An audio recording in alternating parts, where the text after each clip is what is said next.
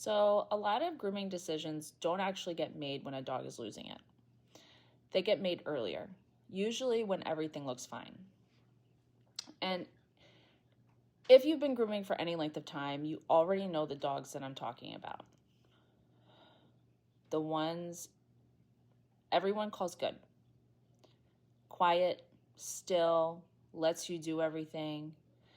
Those dogs, most of us are trained to read behavior. Is a dog moving? Are they fighting?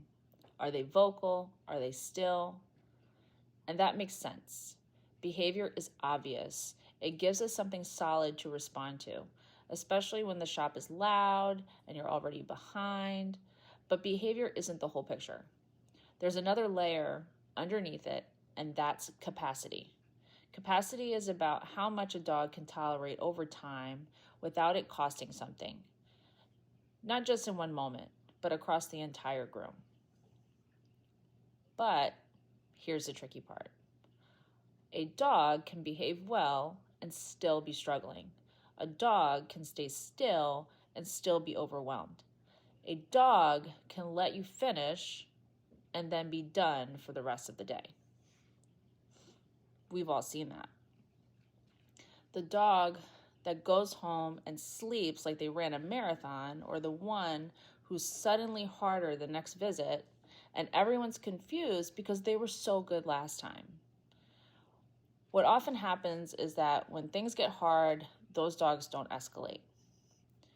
They don't fight, they don't scream, they don't try to get away, they narrow.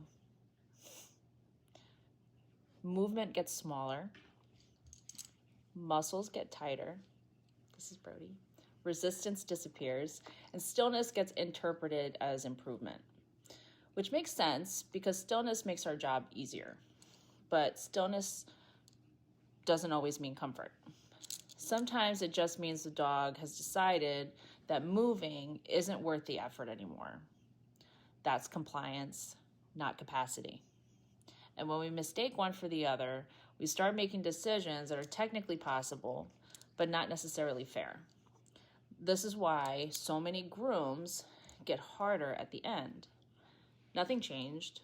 The dog didn't suddenly decide to be difficult. They just ran out of room. Stress doesn't reset between steps. Prep doesn't erase intake. The bath doesn't erase prep. Drying definitely doesn't erase anything that came before it. Everything stacks. So by the time we're asking for the hardest parts of the groom, we're often asking them of a dog who has already spent most of their capacity just tolerating the process. Hi, Bubba.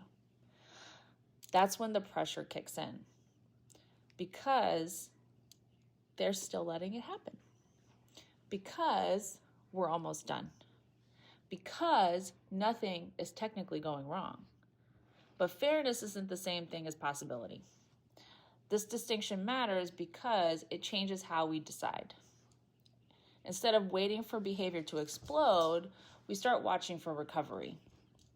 Does tension drop when we pause, or does it stay high? Does movement reorganize, or does it shut down?